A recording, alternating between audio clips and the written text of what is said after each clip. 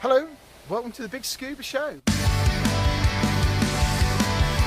Hello and welcome to the Big Scuba Podcast.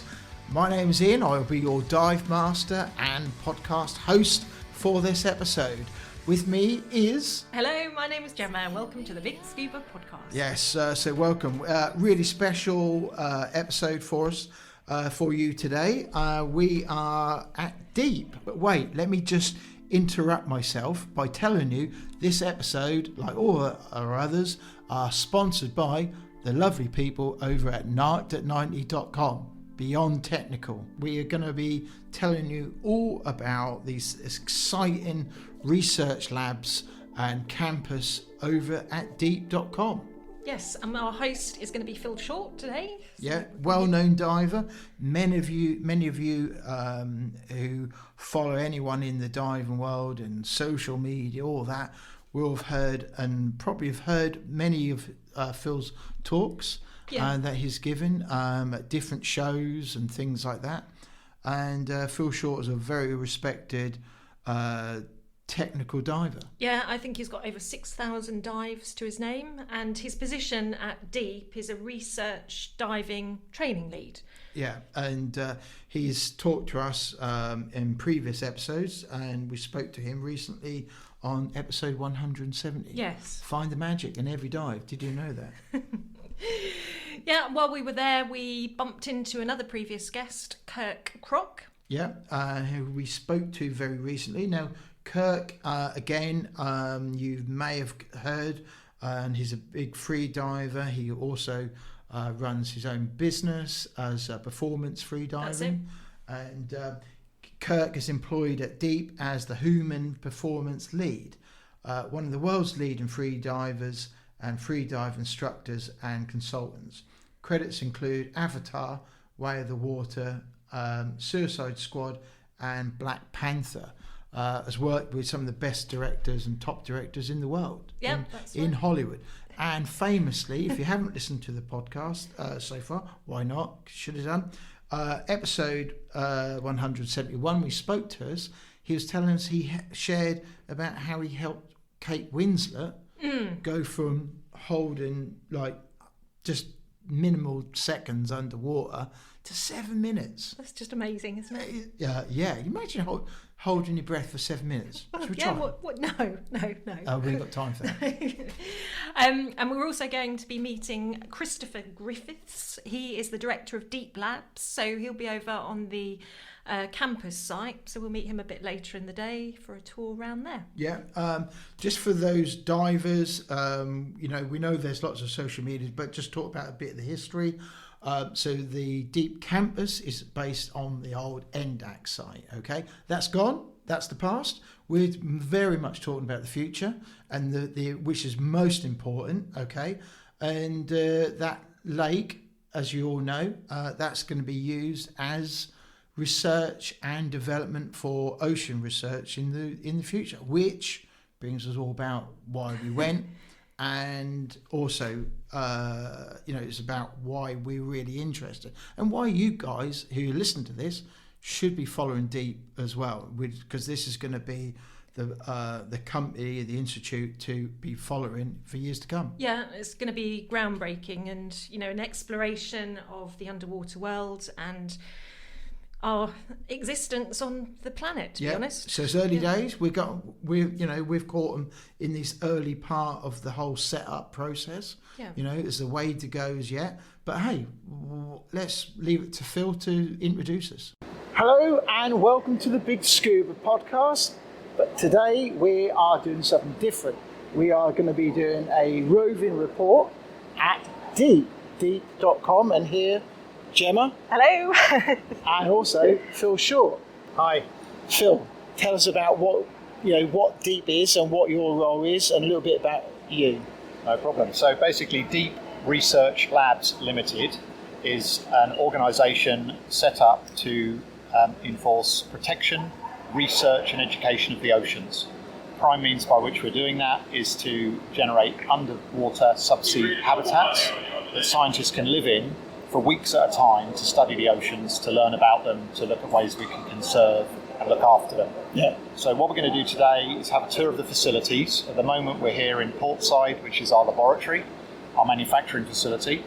So we're going to send the guys through a look at all our test facilities, our wave tank, our dive test tank, our pressure pot, our submarines. So we'll let them have a look through the submersibles and see how they work, because they happen to be in workshop today for some servicing. Yeah. Our additive manufacturing system, whereby we can print in metal.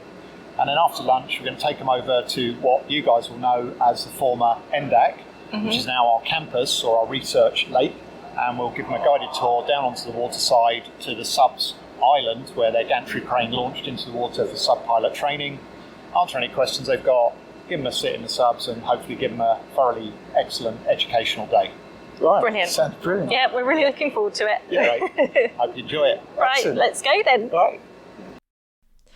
Our first port of call, Phil has taken us over to a 3D model of the campus. So we can see how the layout of the waterside is looking, or will look, with Yes, a buildings great big being- table with all these 3D layouts of bits and bobs and where the building's all going to go. It was like being in a ship with like the command thing. Yeah, but- yeah, it was really good. And, you could visualise how it's all going to go.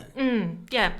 And then we've wandered over to the 3D printers as Yeah, well. WAMs. So they're called WAMs. One was in action, this laser printing on metal, and they're going to be used to make the actual modules when it comes You to... can literally make anything out of these printers. It's really hard to get your head Yeah, around, they're isn't not it? your everyday printer by HP that you might have on your desk. These are a great big type. If you're a nerd and you're into No, technical you can't stuff, say people are nerds. well, people are, and they are, yeah, and people get excited by machinery and lathes and stuff. And these machines are whirring away, and you can build all sorts of things out of metal. Yeah. So they were in these like big boxes, Cabinets, yeah. like cabinets, good couple of meters, 3 meters Yeah, high. yeah. And all in action. And We're in this great big warehouse, aren't we? And you'll hear from our on-site talks that there's a big warehouse. There's lots going on, and a lot of the things are all in these pods that can be transported. So when the campus is ready, they will be moved and transported to the campus. So everything's all in one place. Shipping containers, that's how we'll explain it. Very good. Yeah. Okay, and so we've done the WAMs, and Phil is now going to take us on a tour of the Sentinel, which is the underwater habitat, and it's actually a mock-up, life-size, made out of wood. It is, yeah, and you can get to see and be in it and see how things are all going to be laid out. Yeah, so we're going to take you inside. Here we go. Phil's going to give us a tour. So now back to Phil. So this stairwell and door wouldn't exist. This is just an easy way to take us into a simulator.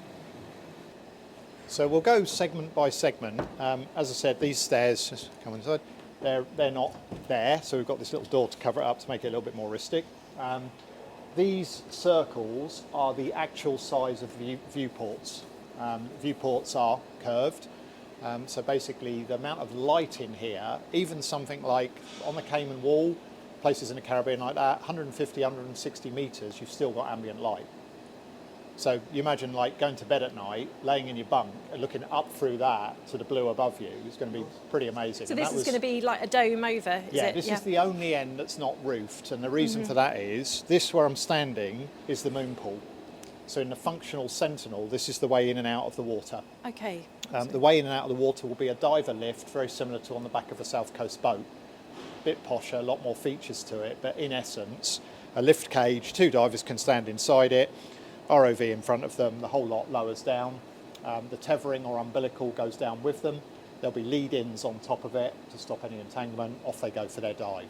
So they'll always be attached to the habitat? Yeah, so basically, without turning this into a let's teach people how to commercial dive, deep water commercial diving uses surface supply via a system called Reclaim.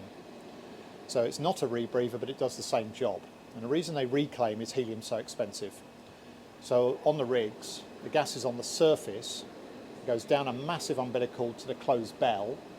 From the bell, it goes on smaller umbilicals out to the divers. Yeah, it goes into the helmet.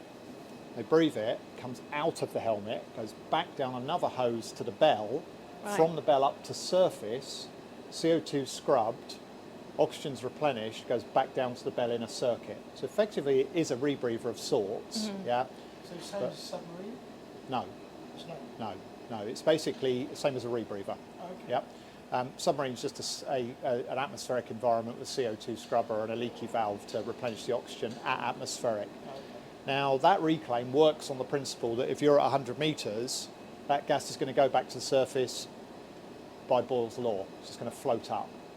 So reclaim has always been notoriously unreliable in shallower water. So a 50 metre sat, a 20 metre sat, really hard to make reclaim work. 100 metres, 150, 200 beyond, very, very easy. The object of Sentinel is to be completely self-contained, so we can't use reclaim because will not have a hose to the surface. Okay. If you were to do a 21-day dive cycle from a Sentinel with open circuit, i.e. blowing the gas out and letting it float away, your supply of helium would be bigger than the Sentinel, and the cost for a single mission would be prohibitive by any standard. So the logic is, what you'll do is you'll dive from here on a rebreather as we know them. None of the ones you know because they're not rated deep enough, but of that style, electronic, closed circuit, mixed gas rebreather, rated to the performance depth of the Sentinel. That will be your primary. You'll also then have a surface supply hose, but the name for it is a habitat supply hose because it will come from an onboard bank of appropriate gas on the Sentinel to the diver. He'll go out, do his 3-hour, 4-hour dive on the rebreather. In the unlikely event the rebreather fails, he just switches to that hose, comes straight back. So we use a minimal amount of gas to get back on hose supplied open circuit.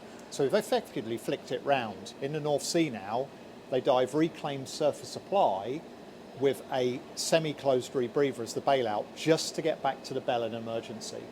We're flipping it round so the rebreather becomes the primary, the hose becomes the backup. Yeah. And what about like communications? Is that all All through the comms, full comms. So basically, mouth open in the helmet. And that's via the umbilical back to here. Back to here. So that umbilical will have multiple strands. It will have electricity for heated suits. Yeah. It'll have wire for video for the helmet camera, wire for comms for audible communications, wire for light power to the hat-mounted lights, and then basically the gas supply for the bailout and telemetry from the rebreather. So the supervisor in the supervisor shack there will actually get the diver's rebreather display on screen. So they're on helmets, like Caribbean Morgans or something? no, we're building them. Yeah. So basically, these are scientific divers. We don't want them in a 17-kilo Kirby. If you've ever dived a Kirby, the field of vision is awful. So you've got a flat sheet of glass about that big with a big oronasal. You think it's big. You think, wow, it must look great. It's awful. It's like looking through a tube. Yeah. And it's very heavy. You do like a 3-hour shift in a Kirby, 37 or 27 or something, fibre or stainless, either way. If it's fibre, it needs the weight to sink it. If it's stainless, you lose some of the weight, but it weighs the same. But the neck ache is horrendous. And you certainly can't get flat and horizontal and swim along. So the other method of diving commercially, more common for scientific diving, police diving, civils diving, it's called a band mask, where you've got that same visual field, oronasal and controls, but actually built into a neoprene hood with a zip and a spider of straps that hold it on. It's called a band mask. And in inshore diving, that's full face masks. It's normally used as the helmet for the standby diver because it's so fast to put on. Right. It's pre-rigged, all the straps are in place bar one. You just go boom, zip, plug, jump. You can go out and assist the diver with a problem. The diver's wearing the hard hat in case things get dropped on his head because he's a working diver. Yeah. We don't need either. So we're looking at basically big field of vision, nice and bright. It's the cliche. You think back to Abyss, a big clear mask where you can see them, they can see you, you can see everything. But lightweight, not helmet based, because people that are going to use this are not hammer swinging commercial divers. They're scientists going out there for some form of science. Yeah. And of course, as with the habitat, nothing we need exists, so we're building it in-house. Right from day one, I was talking to Mark about this when he first arrived. Before a pen touch paper for the design of Sentinel, we bought DNV in from Germany, who will class it. And basically, we're like, right, we're thinking of this. That's ridiculous, right? What about this? That's good. Can proceed.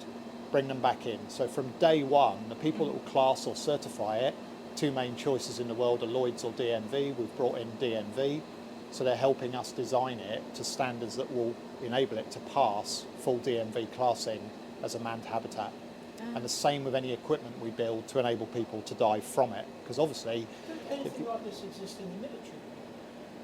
Suppose that they So don't.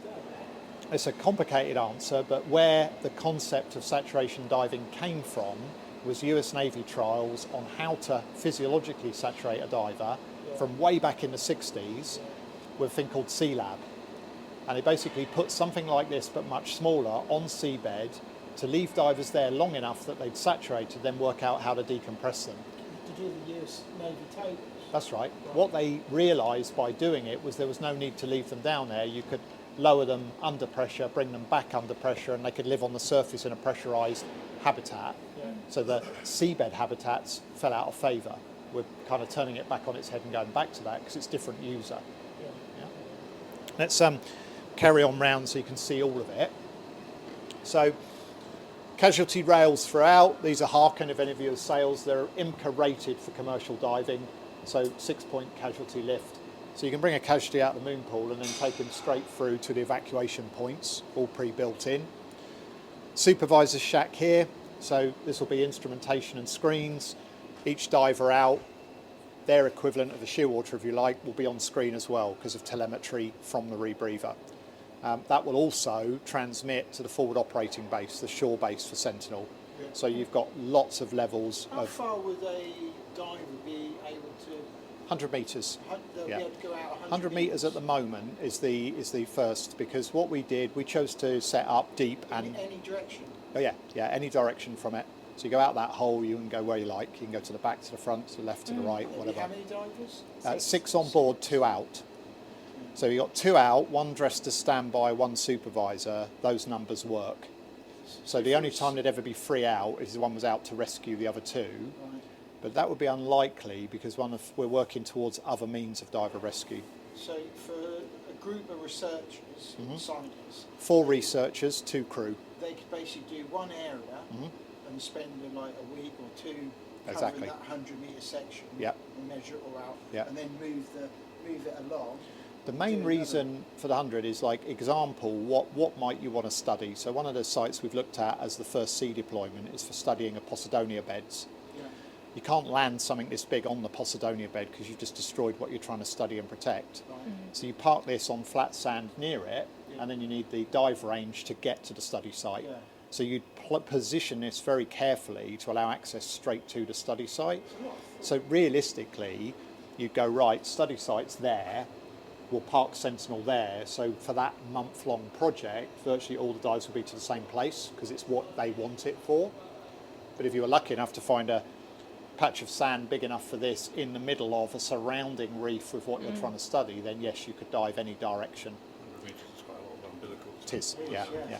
But bear in mind, it's not umbilical. This is a simulation of the size of a normal Kirby Morgan umbilical, just for some of our trials we've done here. But 100 metres is outside the building. Yeah, So we did that when we did it. Yeah.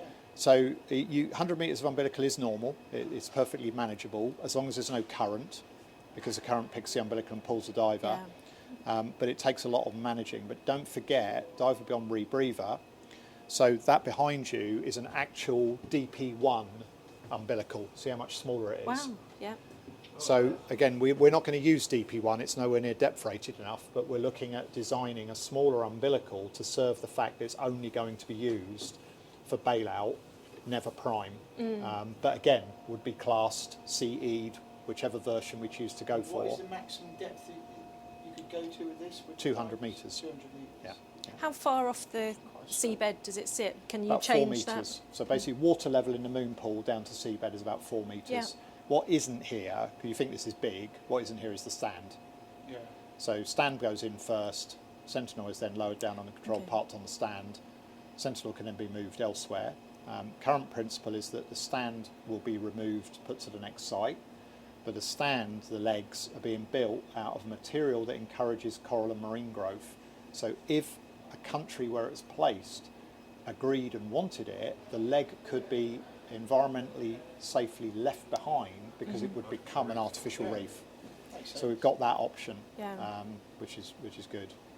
Carry on through, because the reason there's a shower room and toilet here, is this bulkhead is not a pressure seal, but it's an ECU seal, Environmental Control Unit. Problem with habitats over history, I've worked in Aquarius in Florida, which is the only existing working habitat at the moment, is they're 100% humidity and very damp, and infection is a big issue. What we're going to do with Sentinel is that this bulkhead will be a environmental seal, not a pressure seal. So it'll be the same pressure either side, but during dive ops, the moon pool will be open. This whole area will be 100% humidity, heavily affected by the temperature of the sea, so pretty unpleasant. Dive ops finish, take a shower to clean yourself off, get the salt off, transfer through into this end, doors shut, and then the ECUs kick in with the closed moon pool and dry this end out. So 6-hour dive cycle, about 3 hours later, this end will be dry, then you can come and go doing science, cleaning gear, prepping the gear for the next day. What humidity are you planning on? Not defined as yet, but much more comfortable than 100% as you get in Aquarius. Big problem with air is between the toes, between the fingers, crutch, foot, ear infections. Big problem, really common with SAT. So probably not surface atmospheric, but certainly much more manageable from that point of view. I can get it down to 70% or something to be well. Plant room. So basically, the boxes are to simulate various bits and pieces that might be needed in here. Viewports everywhere. That is just a stairwell for safety. That would be a viewport. None of these stairs in and out. It will exist, of course, on a real thing, like so. And then in the plant room, there is a roof hatch. I'll explain what that's for in a minute. I just wanted you to see where it is. Okay? But it's kind of connected to the fact that these rescue traverse lines come right the way through the entire habitat and would actually zigzag round to here.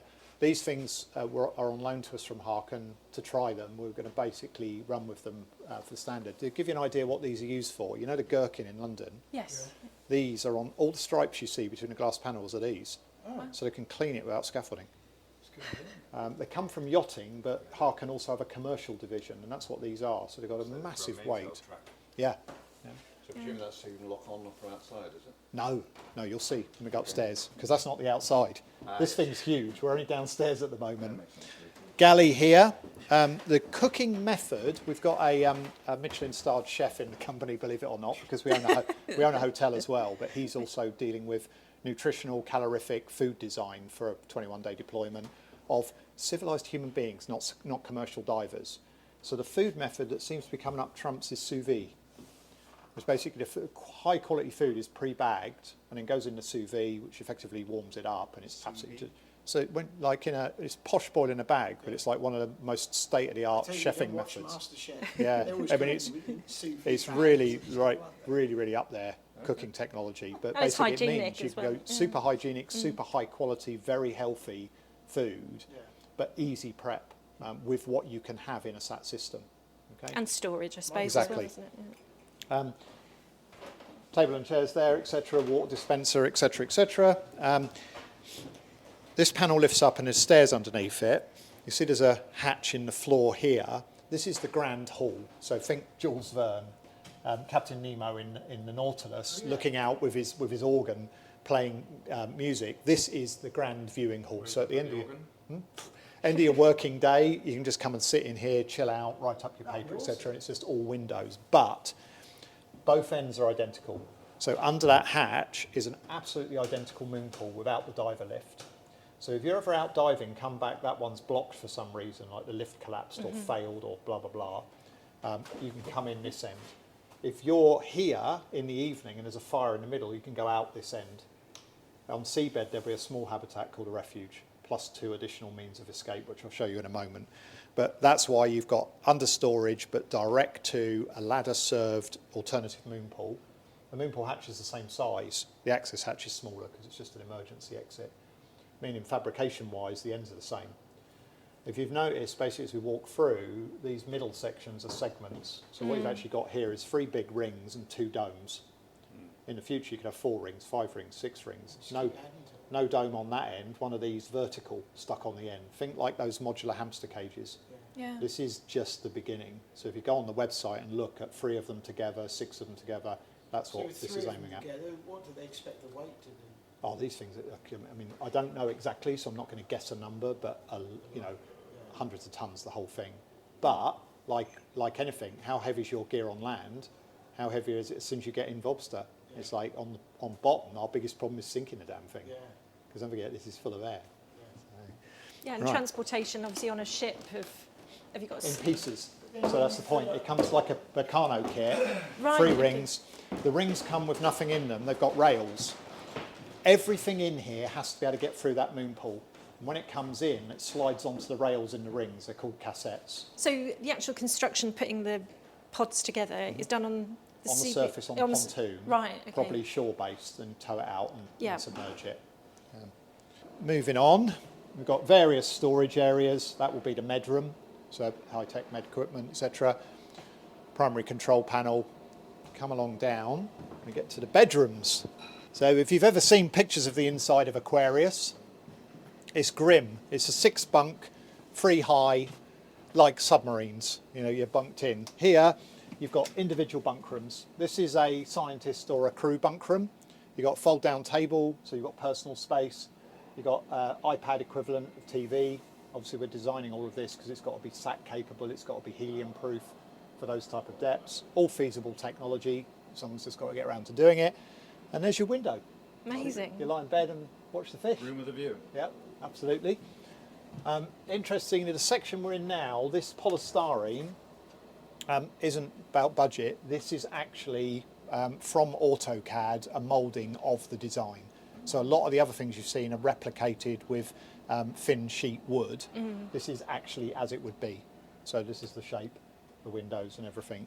So it has a good degree of insulation, I imagine. it won't be polystyrene. It's only polystyrene for weight for this mock-up. No, but presumably you must have insulation. Oh yeah, designed sorry, into the sorry, system. yeah, on the outside. So On the outside? yeah, Right. so not on the pressure hole. Bear in mind, this is designed to be capable of holding the pressure both ways. These ones are not more luxurious. They're bigger, but that's because this one and the opposite one are the Habitat Commander and the Habitat 2 IC, and all this extra space is emergency equipment. In each of these, there'll be a full ECU control panel for the entire Habitat, surface comms. So basically, the crew, the real astronauts, have got more in here for functionality, not for luxury. Yeah. Could you charge out for, like, you know, these people who spend a lot of money on doing these extreme tours?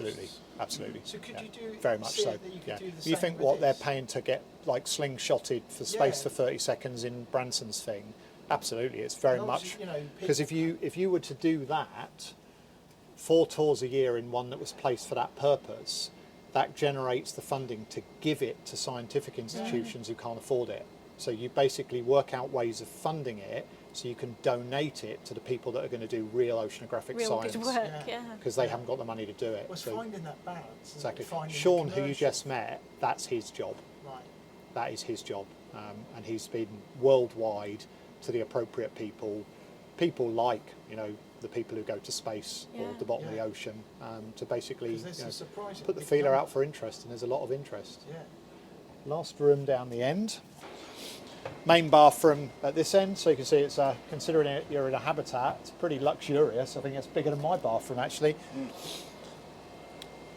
And then we come to the end of the dome. What would happen here is, just like the other end, the dome would come down from here, joining that, and in the top of this dome, just like that other end, is another aperture up. About where my hand is, there'll be a mezzanine deck across here. You'll go through this area, up onto that mezzanine deck, up from that straight into the primary means of getting to and from this on a normal day where everything's perfect.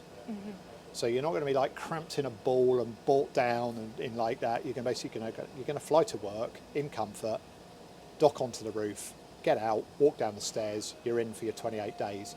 It stays there because it's The people that obviously come down in this submersible, are they brought down to pressure up there? could be either. Right. Technology of this means it could be either way. So you could bring the whole crew down not under pressure and pressurise here, Yeah. or you could bring someone down in the middle of a deployment, pressurised on surface, and they can just come straight into here. And get to work. The options of the design mean any version of that could be achieved. Yeah.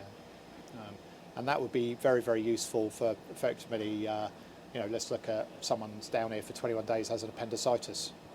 Yeah, you can get them out to surface, and somewhere like the NHC up in Aberdeen, you could do that in chamber. So you've got the capability of taking someone out under pressure, depressurising it down here, depressurising them on the surface. The means of transporting them will be able to depressurise as well. Lots of different options. So there we go. So that's Sentinel. So that was Phil just giving us the guided tour around the Sentinel. And for next, we move on. We're going to go and walk by the pressure pot and then head up to the wave machine. Yeah, who's seen the film The Dam Busters? So imagine this great big long tank with a free-flowing water which they can change at different speeds, and they computerized 3D print boats and all sorts of crafts, different propellers, and they can play with different designs to see which ones work best in different speeds, different currents, and they can do all these whizzy stuff. Yeah. So let's get to it. Let's get there. What he's got in there is a pressure pot and a spectrometer. So he takes objects, he puts them in a pressure pot to 200 metres, leaves them for a month, and monitors the gases that are being let off out of them by that process to see if it's safe for them to be used in the habitat. So that's his job. Everything we think we might want to put in a habitat, like bedding, towels, everything, gets pressurised to 200 metres, left there to see what happens. Exactly. So that bloody expensive box there is a spectrometer. So, like paracetamol. Exactly. Don't know, everything's got to be tested. Everything. So obviously, we also want to know if we put this thing at 40 metres, a big wave going over is going to affect it. So we have to make a scale model of it and test it. We test it here. See the current. It's flowing already because it's got propellers under the floor, so it can do waves with their paddles, but it can also circulate. So the propellers under the floor are pushing it that way and round. Yeah, so it can we can build anything to scale. And So that you use a scale model in here of the habitat? Yeah, so we'll be doing the scale models of the habitat. We've already 3D printed a little boat that we've tried to sink from several locations. So we can do a variety of things there. So an external test as well, so it might not even be scale model. Like for example, we could do propellers, so efficiencies, things like that. I don't know if there'd be any direct dive applications. I guess like testing parts under a variety of places and waves.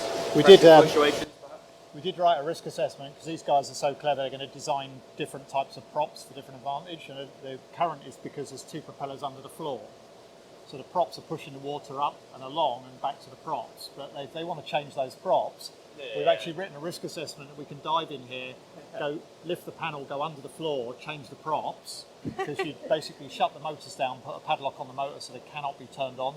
It's standard commercial procedure. Change the props so you don't have to drain it. Right.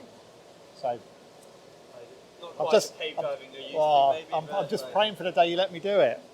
I'll promise not to turn them on at the same time. Thanks, matey. Appreciate that. Anyway, we'll rush on because Thank you very much. Thank you.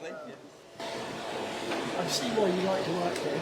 it's awesome, isn't it? It's just like It's basically amazing. I've been in the we call it the industry because I've literally spread across all the ACOPs. Started in recreational, went to technical, went to media, went to science, went to commercial, and gradually at each step I was actually combining those things. So when I was running the body recoveries on the Second World War planes for the science community, I was using commercial techniques to make it more efficient. And that's why I ended up getting headhunted for here. It's like, actually, you've been involved with all of them, so come in as an SME. But this is at the cutting edge. Isn't it? You're walking on snow that's never been walked. Exactly. Yeah, it's pretty amazing. Not many people have jobs like that, do they? It's really good. This is Gemma and Ian from the Big Hello, Scuba hi. podcast. Nice to meet you. This is Hi. Adam. He's part of the R&I team, Research and Innovation, as is John and Jason. So they're like, in the Muppet Show, Beaker and Bunsen. They're the boffins. But they're Great brilliant. job. Yeah, I'm everywhere at the moment, so I'm building bits for this, doing stuff on the subs, doing some ROV work, and some science. Yeah. So are you looking to recruit all the time as Basically, as I said at the beginning, we've got like pretty much everyone here at the moment is like an uber expert in their field, and they are therefore a lead. And as we grow, and as soon as we start building, we'll need like hundreds more people, and they'll work under each lead. Yes. So when the time is right, we've got a hyperbaric doctor, Mark Glover, who was RMPL's hyperbaric physician. So he's here full time as our medical lead. All our boats for Chepstow are electric. The whole idea is a low footprint, so even the big ones. Yeah, all electric, even the big one. So that'll be our dive rib. And even the big one is all electric, because basically the idea is to have campus Chepstow as as zero footprint as possible. Our founder is very, very keen on that, so it's cool. It's lunchtime now, so Phil is taking us off for a lunch. We're heading into the staff area, and lunch is provided to the staff on a daily basis, and breakfast. They're really lucky. Which is really cool, isn't it? Yeah. And they've got a gym. Yeah, Which so is really it's smart. an awesome place, and there's no set hours as such because people want to work there. Yeah, it is. They regard their employees, and treat them as adults, and they have that relationship where everyone's entrusted to do the job that they're brought in to do. Yeah, and the atmosphere How there. refreshing is that? Yeah, we know everybody's there because they love their job. They do. And the food was awesome. It was really delicious. It wasn't until afterwards I was eating something which I thought was something else. So we had pork scallops with a lovely sauce, and it was actually gnocchi. Yeah. But it came to light a little later. I thought I was eating small potatoes. But you know what CV is. Anyway, that was a little joke of the day. It was. Yeah, so we had lunch, and then we jumped in the company Land Rover, nice black machine. Smart. Yeah, I like that. And then headed over to Deep Campus, which was about, 15-20 minute journey? Yeah, thereabouts. Go across the bridge. Yeah. And into Chepstow. Yeah, so that's where we'll pick up next. Many of us divers all know where it is. And we're now going to be meeting Christopher Griffiths. He is the director of Deep Labs, so covers both sites. Yeah, he's stationed on the campus and managing the development of the site. And he is going to be talking to us all about the future developments. Yeah, and a little overview of the campus site. Yeah. And just from my perspective, I'm Chris Griffiths. I'm the director of Deep Labs. Deep Labs is our it's a portfolio of estates, this being one of them, Portside being the other, and anything else that we decide in the future that we're going to sort of embark on in terms of facility. Firstly, welcome to Deep. It's actually great. It's a great opportunity to have you guys here and sort of show you a little bit of our vision, but secondly, we'll take a little bit of a walk down to the water, head down the Hackesteckers, and get onto the islands that we've built down there. In terms of the facility, we acquired this quarry probably 2 years ago. It was one of our very, very early acquisitions. And one of the things we did, it wasn't just, this looks like a good one, we'll take it. We did actually do some research around the globe to try and find something where we could carry out testing, we could carry out training, diving, etc. And what was good about this place was it's a pretty benign body of water. In terms of sea state, if you think of testing, the number of days that would be lost to bad weather, we don't really have that as a problem here. So Deep Campus will become the home of both Deep as an organisation, but also Deep Institute, which is our training human performance capability. So we've embarked on 2 sets of planning. We've got some temporary planning, and you're sitting in some of this at the moment. And the other parts of temporary planning, we've got some single bed accommodation that sort of sits out there on the real southern point of the facility. And we've also built a set of stairs that take us from the southern pad down onto the water. And those have really been our temporary type asks of the Forest of Dean County Council. Longer term, bit of history of the site. Used to be a limestone quarry. I think what I've seen is it's sort of around the very early 90s that they ceased quarrying here. I believe the stone that they used was taken in, and they used that to build the bridge.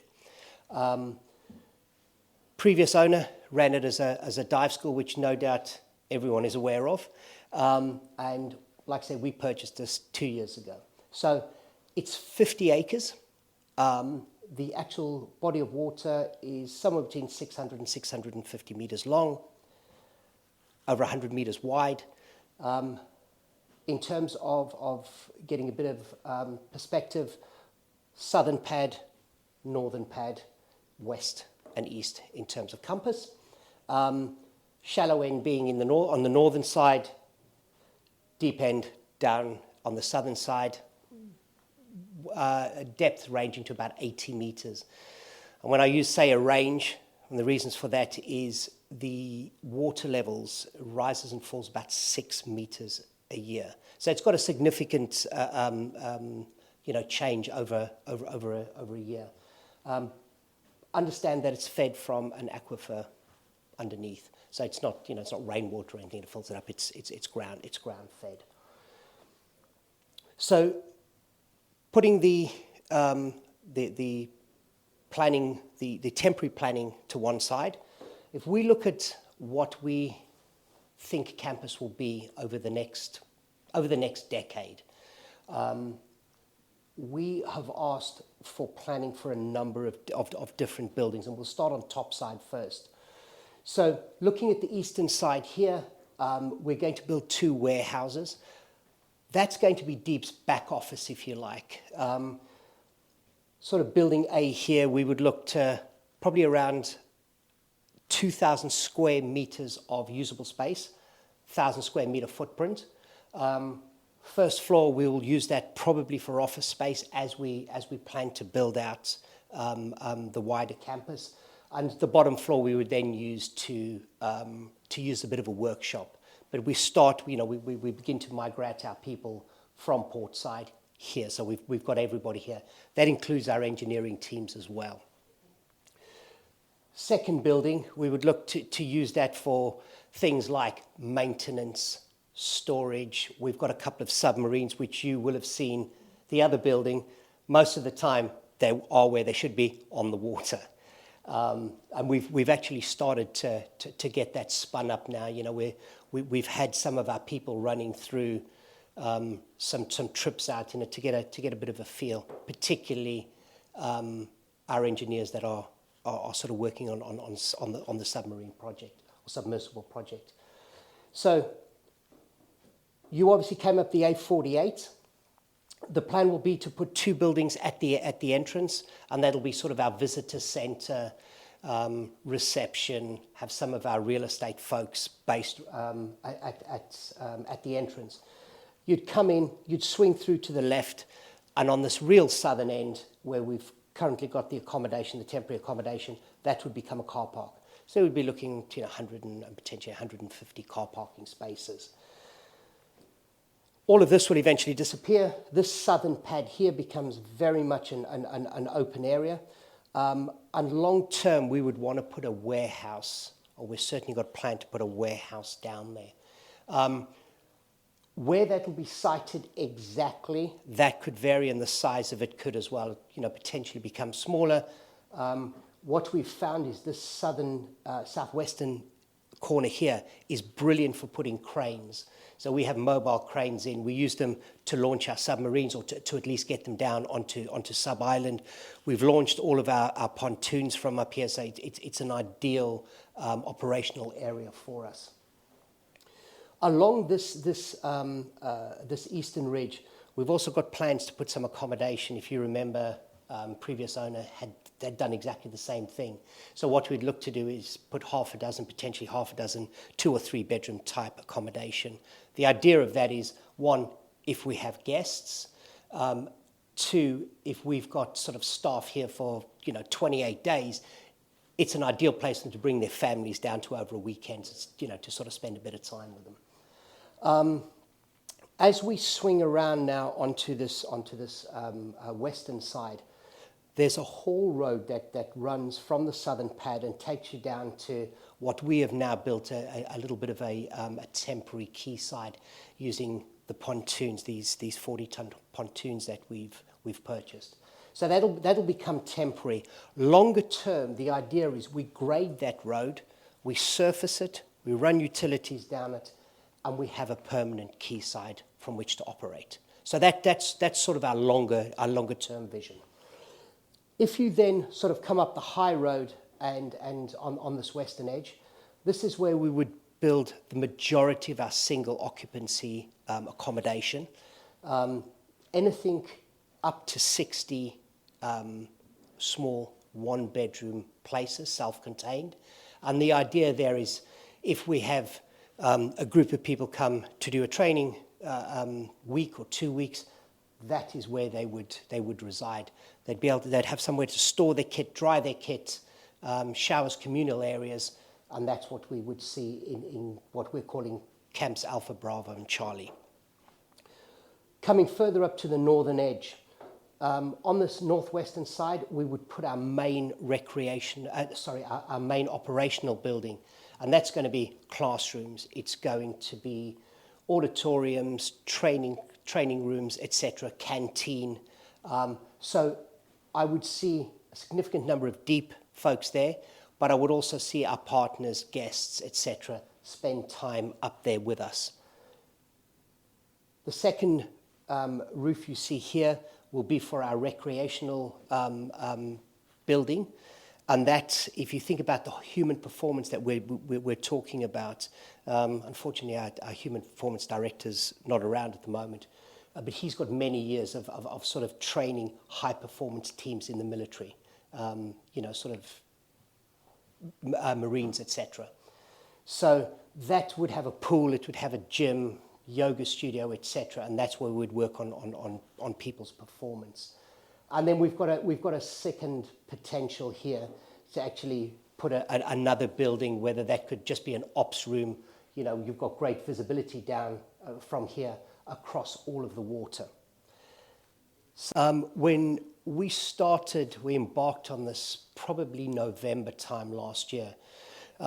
We ran a number of consultations. One with our neighbours. We've got quite a few neighbours on this northern edge, and secondly with the council, both Forest of Dean County Council and Gloucestershire County Council. So we've brought them along this entire journey, and so far I think it's fair to say they're supportive of it. We've got all the relevant consultants lined up in terms of ecology, highways, power, water, and these guys are sort of on team now, because I would expect us to see questions, sort of come back as with any planning. There was talk about this being turned into landfill. You imagine the heavy vehicles if it had been turned into and you imagine the ecological impact as well. We're very sensitive to the ecological aspect of it. We're sensitive to highways, and people live here. So it's really important we sort of fit into that. And in terms of planning for our buildings as well, we've been very, very sympathetic in terms of we're in the Forest of Dean. There's a lot of farms around here. So when you start looking at shapes and sizes of buildings, you actually start to take that into account, thinking about what it looks like around the rest of it. And I think the other piece then is tying it in with the sort of the current fauna and flora out there. Our whole existence is what can we do for the oceans, the environment. So, we're not looking to do everything for the oceans and, do something completely different on land. So we have been sympathetic as we've moved through this. And ecologically, we know we've got quite a diverse sort of set of animals here. Longer term, and I would see this happening over decades, if you think about all the tree lines, you think of the bushes, etc. here, what we would look to do is to strip out the non-native and replant with native to Forest of Dean. So, it brings it back to what it was, because if you think about the buddleia and that's growing out there, it's just an invasive species. So that kind of covers the sort of top side, if you like. When we go onto the water, and you'll get a good idea of this when we go down, we've deployed 40 ton concrete pontoons. So we've used those pontoons to build out things like sub-island, things like a dive island, a quayside. So we're in the process of kind of configuring those at the moment. And we're going to have a little quayside down here. In this area over here, we've got a gantry crane that is actually being built at the moment, and that'll give us a 3-ton lift capability, and that 3 tons will allow us to take quads up and down, take people's diving kit up and down, save you sort of lugging it up and down the Hackey staircase at the moment. So the pontoons movable? Yes, they are. And you have the ability to raft them as well. The interesting thing is they use these particular pontoons, these concrete pontoons. They're 20 metres long and 3 metres wide. They use them in the ocean. So putting them on a body of water like that, when you step onto them, it's no different to sort of standing where you are now. They are rock solid. So we're using these to sort of build out capability on the water. And in June of this year, we'll see our first delivery of walk-to-work pontoons. So we will link these concrete pontoons up with sort of a pontoon that's 2 metres wide and 10 metres long, aluminium pontoons. And so we'll be able to sort of build walkways between all of the facilities we have down there. The last thing I want to mention is the rocks. It's a quarry, so one of the important things for us is how do we keep it safe? So there are certain areas we've netted, because as human beings, we're very close to those surfaces. There are areas on the water, and you'll see this very, very clearly when you go down. We've got a 10-metre exclusion zone, and we've run buoys down the eastern and western sides of it. We worked with a geology company, and they ran some calculations that should a rock fall, what is the trajectory of that? Where does it land? And they figured out the furthest they would bounce out is 5 metres from the rock face, and therefore we sort of doubled that and said, right, we'll put a safety factor in there. So we've got 10 metres down, east, west, and it's going in around the northern edge as well. Up on the south, because we are so close to the rock face, that's all been netted. So when rocks do come down, they sort of sit behind a net. What happened to are they all still there, or like the plane fuselage and The answer to that is yes. So what we had to do was you've obviously dived this, so the whole road runs all the way around, right? What we did was we lifted all of them and put them on the haul road underwater. So they are there. There were a few items that didn't belong to us, and they were. We haven't seen those yet. We'll be dragging those out. So a lot, the majority of those attractions. Thank you. That was the word I was looking for Gemma. Those attractions are still kicking around down there. So they're just staying there because it's too much to bring them out. Well, I'm not sure whether you'd want to bring them out. There could be some value around them. Potential usage Yeah. for our dive team to train on at any level, from basically once we've got a sentinel in there, they could be used as simulated research sites from a sentinel excursion, but equally with our commercial team, they could be used for commercial training. So to take something like the original diving bell, which is a big object, do a controlled, safe moving of it as a training exercise. So the main artefacts are all of great value to us. Yeah. So I think that sort of covers our top side.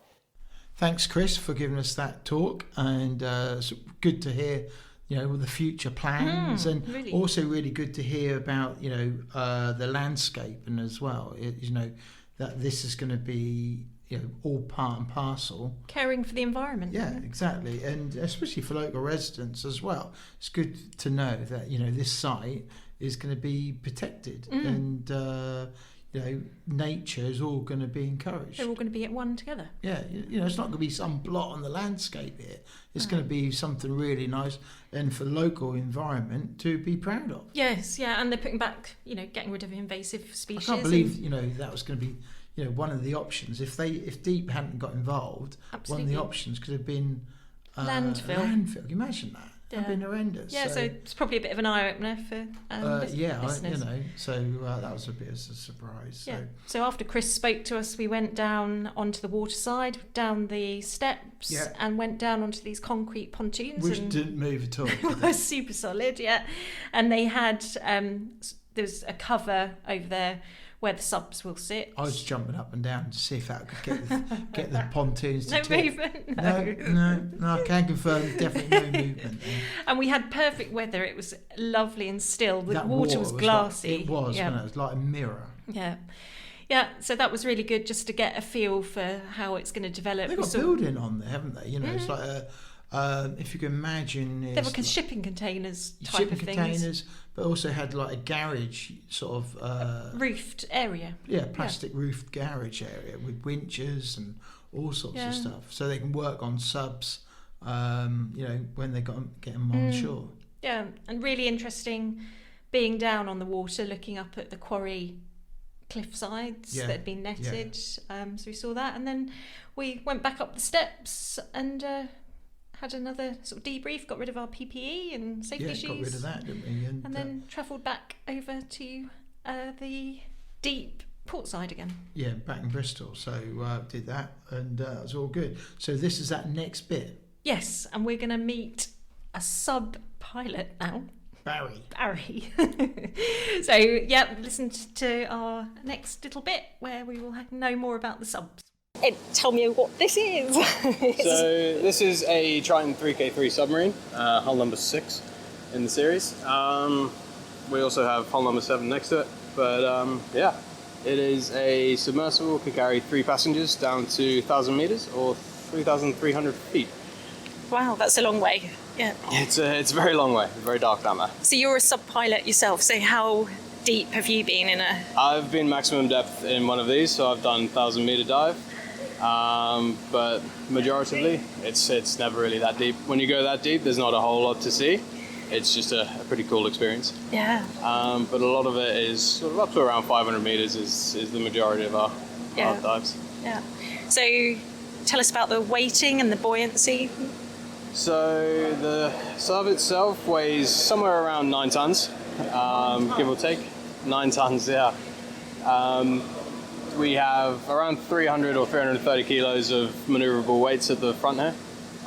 So depending on passengers and depths and even density of the water, we add and remove the weights just so we stay neutrally buoyant when we're in the water. So do you always have a maximum of, so it's a maximum of 3 people? Yeah, so pilot plus 2 passengers. And it gets pretty tight in there, but it's comfortable for a while. Yeah. Also, you can see on the front here we've got the manipulator arm. So that's used for taking all of the samples and things. And if there's anything cool that you want to pick up down there. When you take samples, can you then bring them into the sphere? No, but we do have, it's kind of a bolt-on attachment just on the side of the housing there. There's like a big basket that goes on, and then you kind of collect your samples and place them in the basket. Depending on, they're very sort of adaptable subs actually. You can have a vast array of different sensors and cameras and things mounted to the front. So depending on the type of research being conducted, we have sort of laser measuring devices, there's different cameras for recording, and there's a lot of variation. And speed? What? Speed, she reaches a sort of ground speed of about 3 knots. So Right. it's not the most, it's not the quickest of vehicles, but it is pretty cool when you're under there. Yeah. So it's very condition dependent on where you can dive as well. And to get in it, you get through the port. Yeah, so we have the hatch at the top of the sphere there, and you sort of climb up onto the back, and we'll go around and have a look at the back there in a minute. There's some steps leading out the back, and you sort of lower yourself in the step in the centre there, centre helm. And power, how is it powered? So power-wise, we have 2 large battery banks in these sort of pods here on the undersides, consisting of 15 batteries each side. So that's 12 12-volt batteries and 3 8-volt batteries, combining on port and starboard side, giving you a total of 288 volts DC high voltage and 24 volts low voltage systems. Right. Okay. So. Yeah, so if you want, we can sort of work our way around the back. Yep. They look quite small from the front. Well, not, and then when you come around the back, they are big, aren't they? This is where all the machinery is. Yeah. So the front is just like the viewing platform, effectively, and this is where all the hardware is. Yeah. So it's pretty cool. So how old are these? Are they quite new? These ones here, I had a very good question. I don't know the answer to that one on these ones. I think they're probably about probably around 5 years old. Maybe not quite that old, but yeah. So like a car, it's miles. Do you just clock up hours on? Exactly. It's usually either time-based or sort of hour-based. Some of it's even dive-based as well. After each dive, you have a set amount of maintenance to do. What's the most amazing place you've flown your sub? That's a tough question. Just the business end. Some of the best places have been South Pacific, sort of South Pacific Islands and all around there. Yeah. There's some pretty spectacular places. This is the business end then, you said. This is certainly the business end. So out the back here, we have some additional buoyancy sort of hidden up in the wings here. All of these. This is the EJB, which is the external junction box, the electrical junction box. On the underside here is the VBT, the variable ballast tank. So that fills up with water and... So that's the intake for it there. So basically it's just the atmospheric pressure when you're under the water is enough to force water into the tank. And then when you want to pump it out, there is an internal pump, and you literally just pump out the water until you're sort of, where you want to be, either going up or ascending or descending would be the words. Cool. You have, on the underside here, there's 6 very large compressed air tanks. So those are, now I can remember. They're those green things. So the green ones, these 2, are the oxygen tanks. And all the 6 there, yeah. and these 2 black ones, these are main just compressed air tanks. So the oxygen is used for the atmosphere inside the sphere. So you just sort of gently bleed in O2 as you're breathing, basically. It works on a scrubber system, so it scrubs out some of the carbon dioxide that you exhale, and then you just tweak in a little bit of oxygen just to maintain the oxygen levels inside the sphere. And all of the air, basically, is just to bring yourself to the surface as buoyancy. So there's a lot of air for that. They actually fill up the inside of these tanks. So the whole sort of exterior shell is hollow. And that's where all of your buoyancy comes from, compressed air. So when you dive, there's some little vents on top. When you're on the surface, you open those vents, that lets the air out of those tanks and fills them with water, and you just go down. And when you're under, you close them off. When you want to come back up, you literally just fill those with air again and sort of come up. And how long would a flight be? A flight could realistically be anywhere up to around about 12 hours. It normally depends on your high voltage consumption, big consumers being the lights and thrusters. Also dependent on your scrubber and O2 levels and everything. but you could make it up to about 12 hours. Life support systems inside can run for around 100 hours. So If you do get plopped on the bottom, it'll if be you all go right there, for a bit. you've got 100 hours. Great. Okay. That's What else have we got down the back here? So these are the back end of the battery pods, basically. We actually have one of them off at the minute, just for some work. But so there's 15 batteries inside here. These cables run up to the inside of the electrical bottle, and that's where all of the electrical systems happen. There's also another one similar inside the sphere, but that's all the low voltage systems. great. That's about all we have on the back here. Can we look inside one? Of course. So what we'll do is, if we go back around the front, we can climb up the ladder and into Perfect. number Okay. 7. Yep. Yeah. So this is Barry. He's Deep sub lead. He's the man who's currently employed. Okay, so we'll do a bit quick interview with you, shall Yes, we? Yeah. yeah, Is that all right? There we go. Right, so you recording? But right, hang on a minute. Right, where are you from? We're from the Big Scuba podcast. So our interviews and videoing and pictures today are going to go on social media, and we're going to create a podcast today that will go out to 140 countries. So it's trying to make people aware of what's happening at the old end, really, and and the future, and this amazing thing that you're doing here. Oh no, that's cool.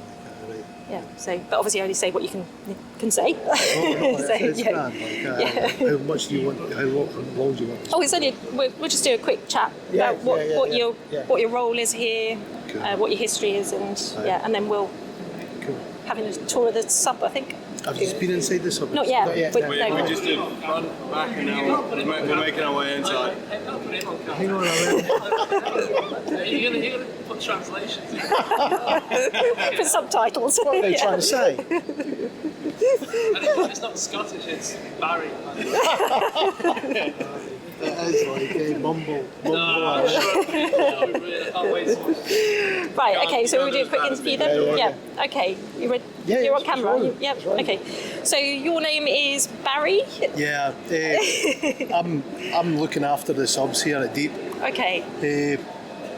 I was with oil and gas for 20 odd years, doing ROVs, and then I got a phone call off my friend who was a captain in a super yacht saying, do you want to come and look after our sub?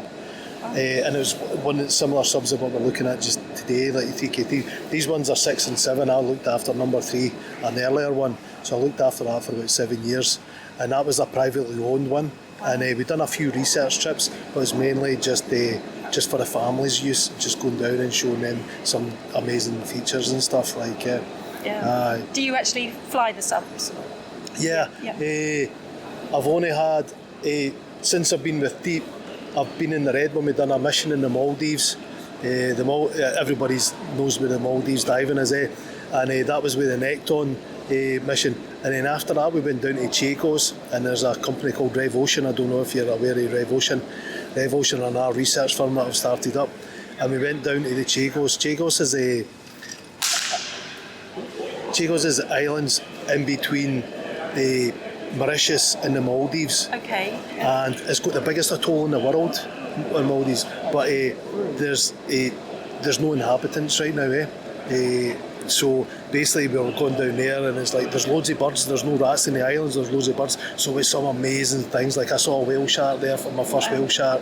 So like in the Maldives we saw like hammerheads, like scallop hammerheads, not just like great hammerheads that are pretty like no common, like but scallop hammerheads. And then we went to Chagos. We saw whale sharks, and we saw some treasure sharks and All stuff in like the sub. all in the sub. Wow. Aye. So like 500 metres in the red one, we saw a tiger shark come in and had a wee look at us. Like it's nuts. But I say to people, like I've seen like World War II wrecks and stuff with guns pointing up with coral coming out the guns. So it actually looks like there's like shells coming out of them. But for me, the biggest joy is not actually seeing like the stuff outside the sub, it's actually seeing what happens inside the sub, like the two passengers. For me, I know I've done my job right if they're actually in tears at some points, like because like you can put the stereo on in there, and you can put, if you play the right song at the right time, there's people like we've had manta rays flying around us, and we've had Lakme playing. And you can see these Amazing. people. I was like, "Do you want to listen to that again?" They'll go, "Oh yeah," you know what I mean. So, and for me, that's like you'll see sharks and whales and like rays and stuff, and it's really, really cool. Like, and when you come out, you're like, best ever. But it's actually seeing their the passengers' expressions. That's for me. That's the big We thing. interviewed John Chatterton a while back, and John Chatterton told us that he listened to Led Zeppelin when he went to see Titanic. Right, Yeah, that would have been full on, like, No, I've got a wee bit, my playlists are a wee bit more tranquil, like, a wee bit gentler, like, but no, I'm completely, like, annoyed by him, and I don't trying to tell people what my job title is, when you're standing in the pub and they go, so what do you do? You're like, I work offshore, like, and that. So what do you? I just work on a boat. I'm not that guy standing up and like, I'm a submarine pilot, like, because there is only 10 of these subs and there's only a few pilots involved, and I know about 4 or 5 Scottish guys that actually fly them, like, so the industry is actually a really small industry, but it's that thing, man. Like, I pinch myself every day. Like, I can't believe I'm doing this. So they're good for 1,000 metres. Yeah, so incredible. Like a lot of people get in it and they only want to stay like at 100 metres, like below 100 metres and above 100 metres, because like that's all the pretty stuff is and stuff. Like, and that's all the stuff they've seen in like on Google and magazines and and that's what they're wanting to see. And if you go to 1,000 metres, you might spend like 3-4 hours and it's completely dark, but you might only see one thing, but that thing they're going to, like, the passengers say, what's that? And you're like, I don't know, I've never seen that before. And you take photographs, you come up and you send it to scientists and say, what's this? They're like, we've never seen this before either. So when you see something, it's like, oh my God type things, like, and that's really cool.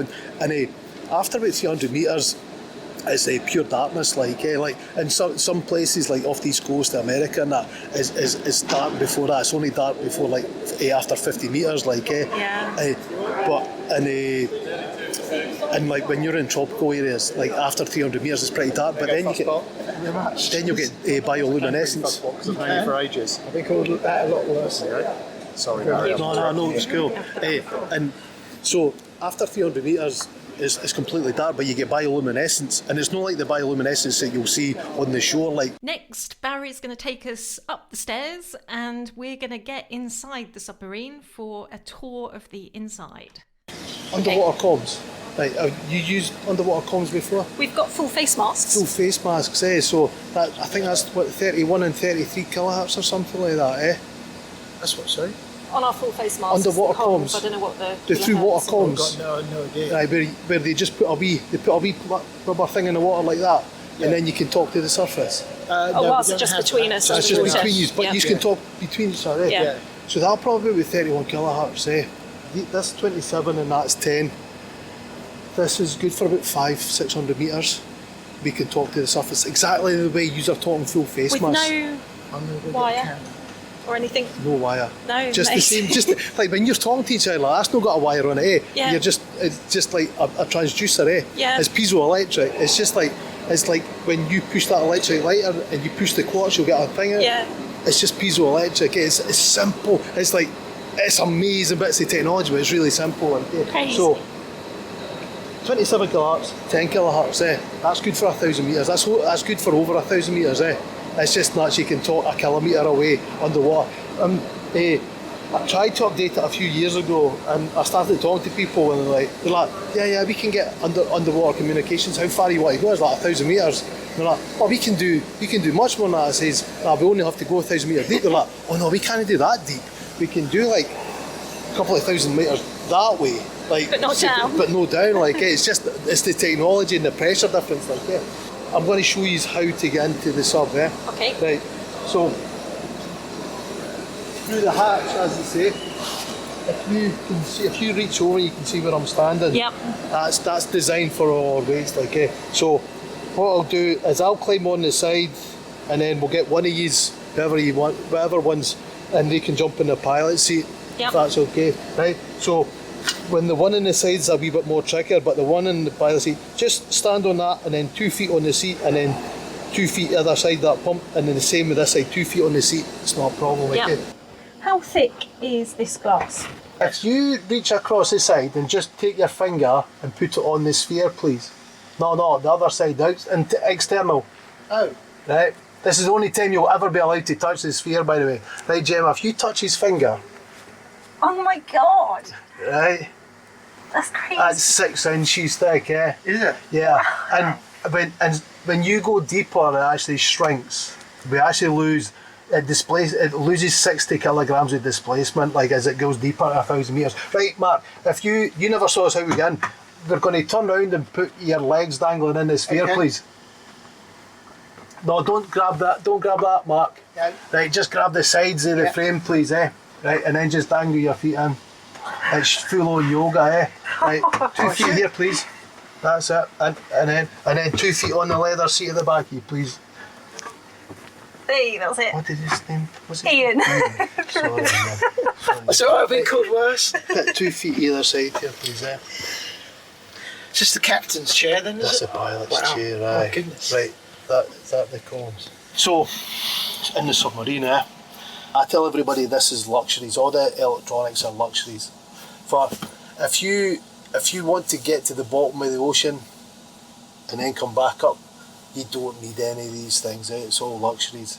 Right. The other side are all the important stuff. Like when you get down to the bottom and you want to drive about, the thrusters. That's a luxury. Which you control with this? The control with that, like yeah.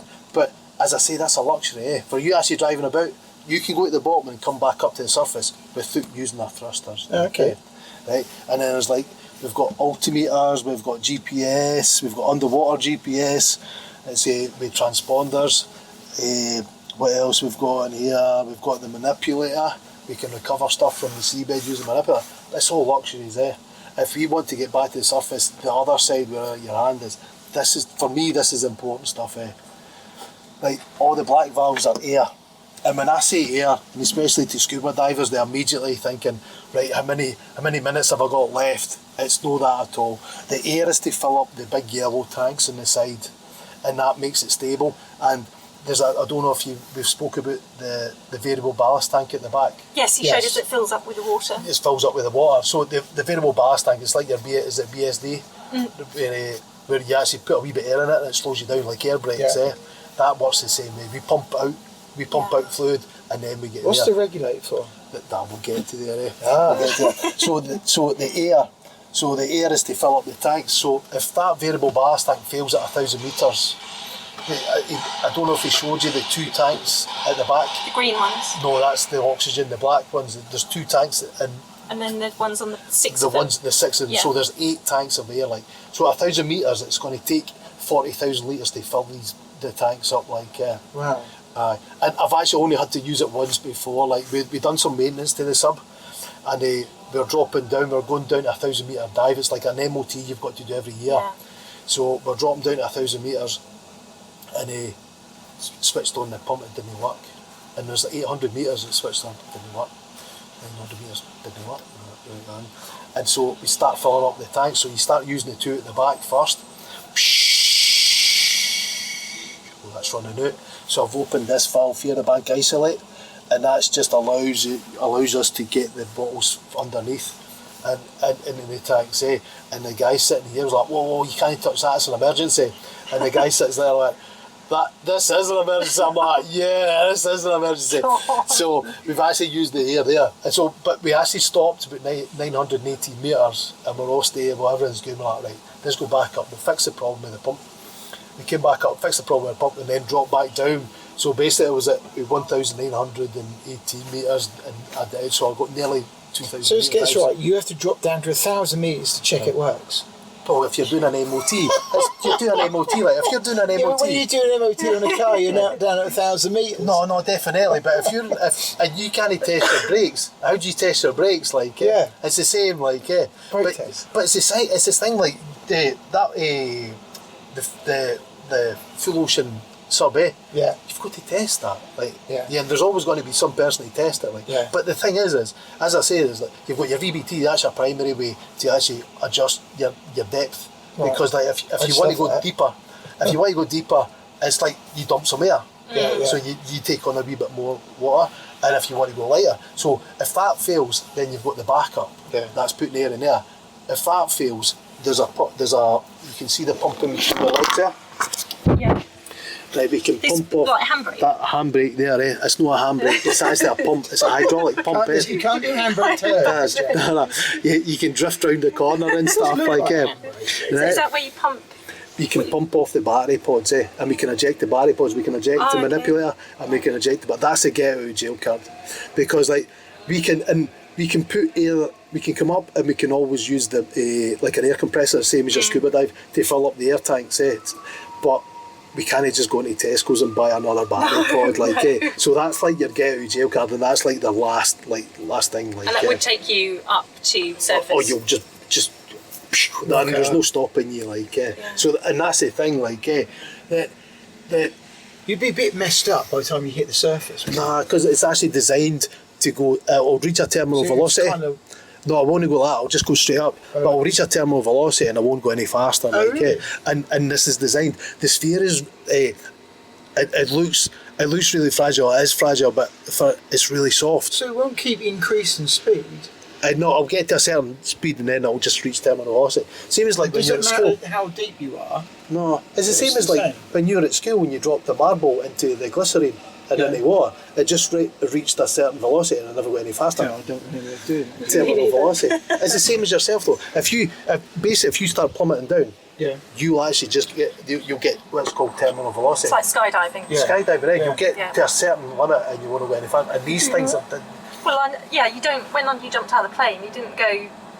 Once you got to a speed, you got to a speed. I'm not crazy enough to do it. Well, there you go. Parachute jump. Right, but so the sphere, as we mentioned before, actually shrinks and expands. Yes. So as that comes up, and it's actually designed to actually expand as the fastest terminal velocity. I can't remember who it was. It was something on telly. I don't know about James Cameron. Right. Some of his sub was leaking. And then when they got to about 400-500 metres, the leak, and they knew it leaked, the leak then stopped because it got to a certain pressure. And you think everyone's squashing, like the sphere, as I say, the sphere's shrinking all the time as you drop down, and the seats and all this frame is actually sitting on the acrylic. So this is all moving, so as you go down, you get...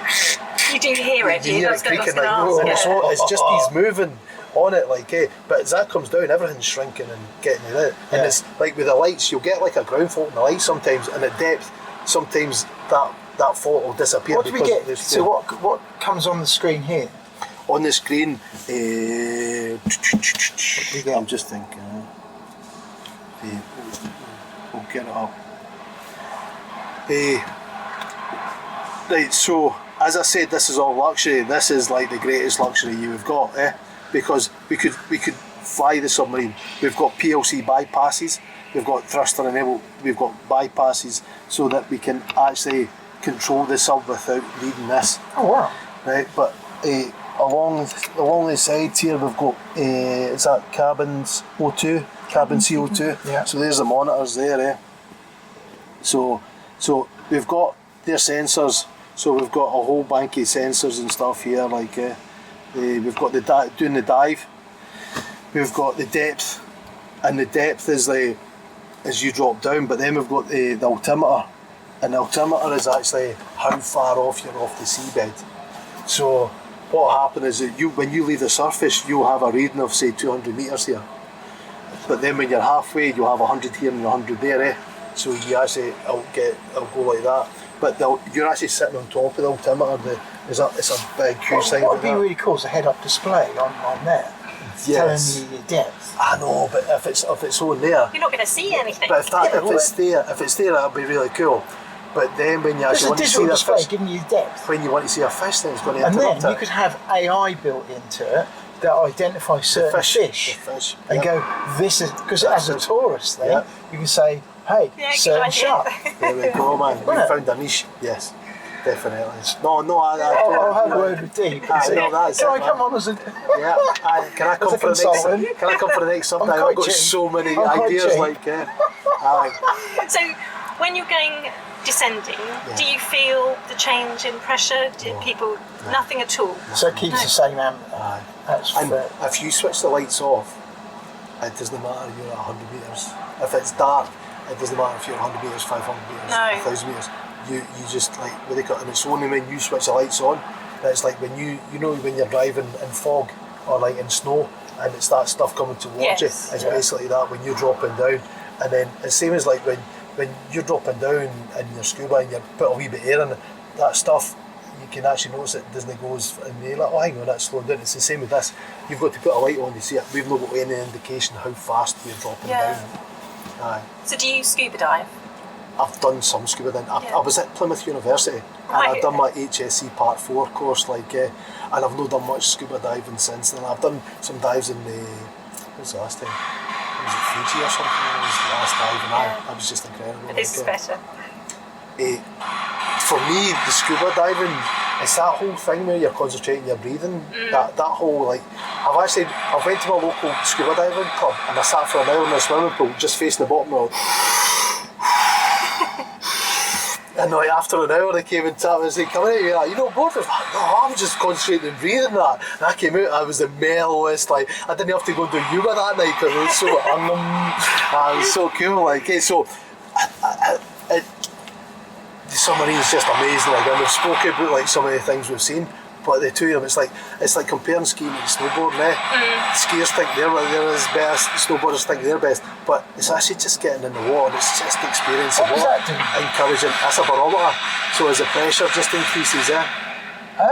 Aye. So if you've got an air leak, that pressure will increase. So it's just another way making sure there's any problems. So you've got an analogue sort of check and the digital check. Aye. That's good, isn't it? So it's the same with the air, and the oxygen. So you've got your oxygen there, so the air here, but the oxygen's just bled in at metabolic rate. And you just, at 1.5, that's half a litre per minute per person. Aye. What's LPM air? Litres per minute. Okay. So if we're sitting down there, and I spoke to Mark, I says, Mark, you must have done some boring dives. He went, yeah, I've actually fell asleep in one dive before, So you must have done a couple of boring dives yourself, where I know in the Plymouth Sound, that when I done my HSC course, you actually get given a scaffolding pole and a hacksaw, and you just get in there, just saw that through just to get the minutes in, where if this was a boring dive where there was nothing much to see and it's really barren, I would have to adjust the oxygen down because we'd be using that as oxygen. But then if we're on a big shipwreck, there's hammerhead sharks coming in and I've got the music playing and we're having a party, I've got to adjust the oxygen, I've got to full on, and you just constantly adjust it. This is a analog depth gauge as well. Depth gauge is here. You can see that's good for 1100 metres. You've got another one on your other side. And then we've got the pressure transducers, that'll be red on here. So you've got backup for backup. Yeah, so if one fails, we can continue to dive. If two fails, then that's it. We'll just call the dive in. Is there a big red button that says cancel everything, we're going up? It's the eject button. This is the eject seat, So if the passenger's sitting here, and it's just yeah, I've seen that fish before, I've been this dive, I've done that dive, we can actually push that button and it'll just eject right out the submarine. I'm only kidding on, no, that's for eject, no.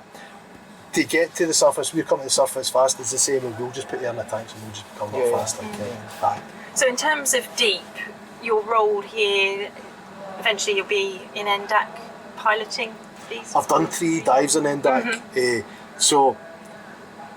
deep, what is it, we move at pace or we change with pace, so we constantly, as we evolve, we constantly have to change, so the idea was we start teaching people at the old NDAC thing, and then it was no, we're going to send the subs off to Lapshack Weed. Lapshack Weed Islands are just above the Maldives, and then it's no, that's cancelled, we're going to, and right now we're are we going to go back, start using NDAC again, or are we going to see another mission and stuff, So it's just the same as yourself, you'll be doing one podcast with somebody else and then the next week, oh no, we're going to go and do another podcast. The things are constantly evolving. It's one of the good things about working with Deep, it's just that and the amount of the people that's working here too, if you go up the stairs with all these engineers, it's like being in a room full of, the guy out of the Matrix that just see ones and zeros. There's a full room of them, and that thing too is normally when you meet a genius and you start talking to them, you must have met them yourself, scuba diving guys that you think they're the best scuba diver in the world, and you're just oh, you did, didn't you? but you know that one that they think they're that great. They're just full of their own self-importance. But the guys up there, they're full on some of the best engineers in the whole world, and they're working for us. And not one of them's got an ego. Like everybody's really mellow. Like it's so cool. Like aye. So the best scuba diver in the world. Well, that's been amazing, hasn't it? Awesome. Never sat in a submarine. No, that's first today. Yeah. Yeah, love to. So I can't imagine people being rich enough to have one of these on their boat. They are about. So the guy I used to work for, really nice guy, really compassionate. He'd always be like, thanks very much, I really enjoyed that. That's amazing. And it wouldn't just be like, you know, when you watch these TV shows with rich people, and it's just like, and you're just like, oh my God, as you get rich, you just turn into an idiot.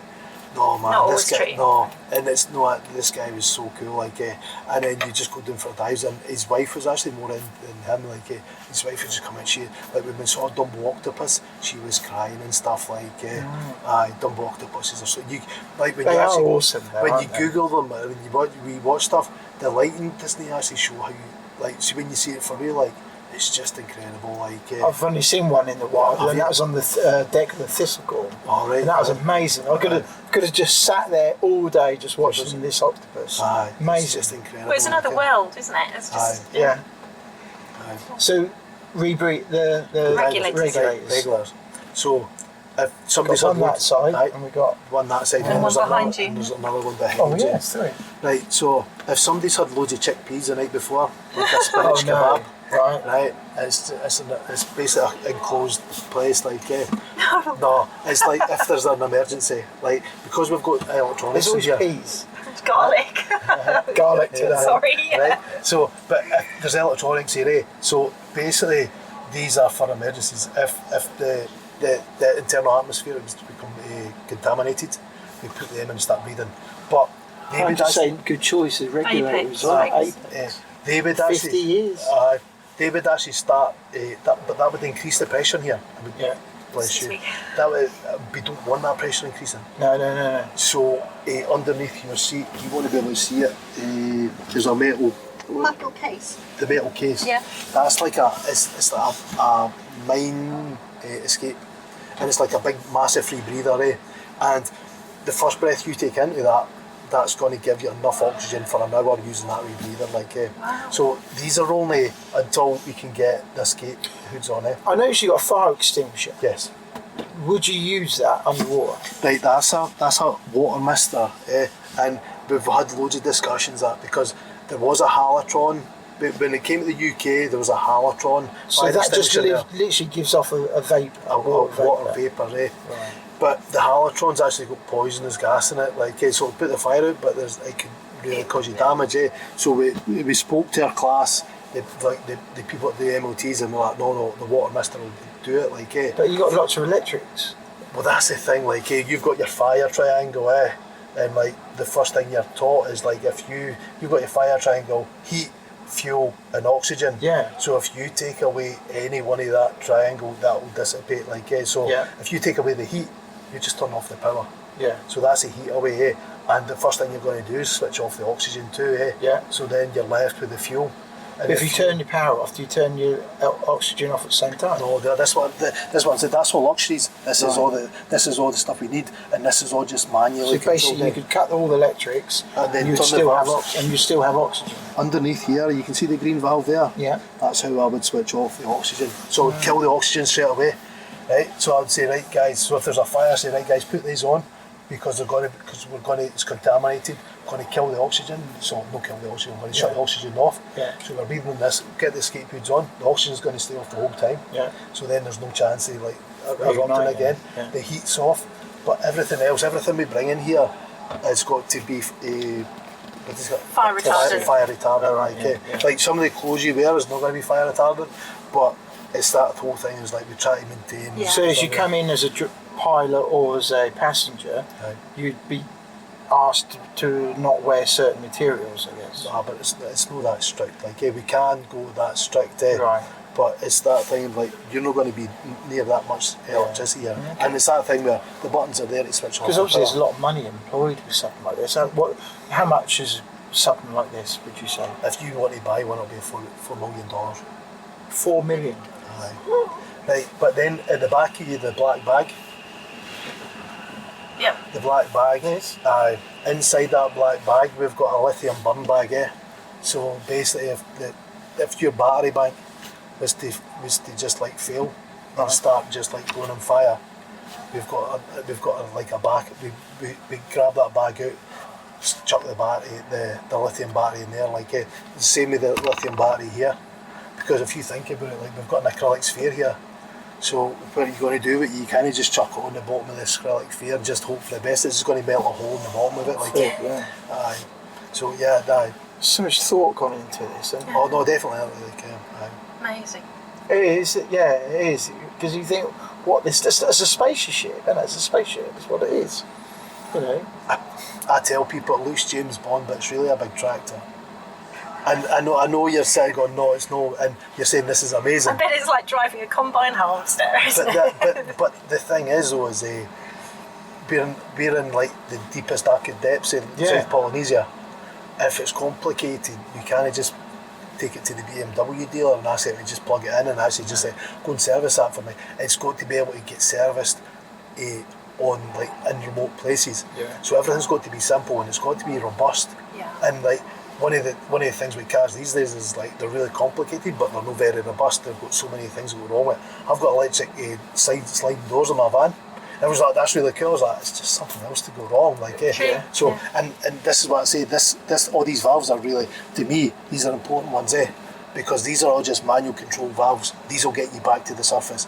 These will like there's a regulator there to take the high pressure oxygen to low pressure oxygen. If that was to fail, we can actually shut off the regulator supply and then just open up valves and just gently open them just to give us low pressure oxygen. So there's like, and then each of these valves are isolation valves. So if that gauge was to fail, we can close off that gauge. We can close off certain circuits and stuff. Wow. Well, I have to say thank you very much for giving us this opportunity. My pleasure. It's been awesome.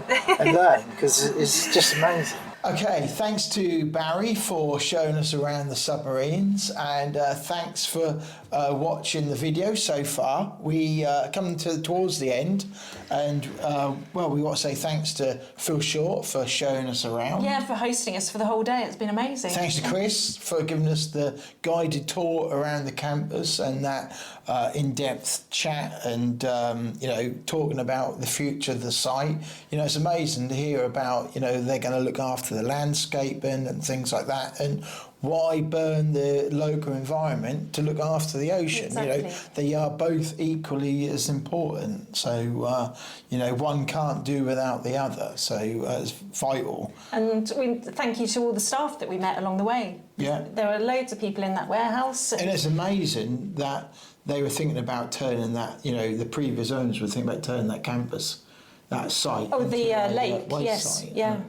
So, but it was just the positivity of staff in general, brilliant. And the motivation was just really good. What do you call it? Makes you motivating. Everyone's motivated, and everyone's got that small company going to be going far mentality, And but it was infectious, wasn't it? Yeah, absolutely. That's how it made you feel, and excited for the future, and everything this is deep is going to do for the future of the oceans, exploration, human factors involved. It's just huge thing. There's a lot of people getting involved, and I would say to you, if you're not already following them, get to their social media, make sure you are following them, and I think you're going to see some exciting things for the future.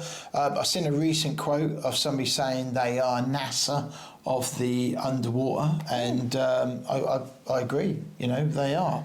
I think you'll be seeing a lot of interesting things come from there. There are so many similarities between underwater activity and the activity that we've already pursued in space. We have seen comments, we have had feedback, and of people sending us DMs, saying, "Oh, when are we going to dive there?" and are we going to have the site back and things like that.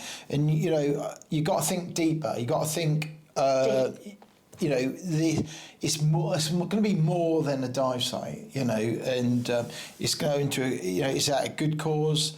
There's going to be good things happening from it, and we have got some other great dive sites around the UK, around our coastline, in our inland sites. Yeah, but ultimately the deep is for everybody's benefit. It is. So it's going to be for a much bigger, wider cause. It is, yeah, and you've got to look at the bigger picture. It is, absolutely. Yeah. Lastly, we need to say thank you very much to our good friends at Narc.90, who we mentioned at the start. Beyond Technical, go to narc.90.com, use our Big Scuba code, Big Scuba 2024. Yep, for purchasing any dive equipment. They cover recreational equipment as well as lots of technical equipment for divers and dive computers as well. And they are a service centre as well for your dive computers. Yeah, any dive computers, you've got any problems, give them a call or send them an email. All the contact information's on their website. Just go to narc.90.com. All right, they've got a brilliant reputation. So, and we are very proud to be partnered with them. Definitely, so that's really good. And then we also recommend you to go to our podcast channel, The Big Scuba. We've done interviews with Phil Short, who was our host at Deep, and Kurt Crack, who's the human performance lead there. So if you go back and listen to their episodes, they'll give you some more background to their diving background, really. Yeah. And just how amazing their background is in terms of Phil Short. He was done like two very different divers. One has got expertise in free diving, and if you look up performance free diving, you'll find all things about Kirk and the different films he's been involved in. Avatar 2, and done some amazing work with James Cameron, so look him up, and obviously, and then you got Phil Short, who does some amazing deep dives. Yeah, he's covered so many areas of diving, commercial as well as recreational cave diving. So, and he's like 6,000 plus dives. Science. Rebreather work. Yeah, so it's just incredible. Yeah, so look out for them. And we want to say thank you for sticking with us and for watching this video. Don't forget to subscribe and leave your comments below, and share, tell your friends, so spread the word. Yep, thanks for watching. Now that does wrap up today's episode of the Big Scuba podcast, but if you want to hear more from the podcast, make sure you hit that subscribe or follow button depending on what platform you are listening on. That way you will never miss an episode from us. But if you are listening on Apple Podcasts and did enjoy what you heard today, we would really appreciate it if you head to the show page to leave a 5-star rating and review. It really does help us. If you do, please take a screenshot of that review and send it to us on Instagram, and we'll give you a shout out to say a big thank you. If you have any questions for us, or anything that has been mentioned in today's episode, be sure to reach out to us on any of our social media platforms or send us an email. The links are in the show notes. We will get back to you no matter what. If you have made it to this point in the episode, we both want to say a big thank you for tuning in, and we'll see you on the next episode.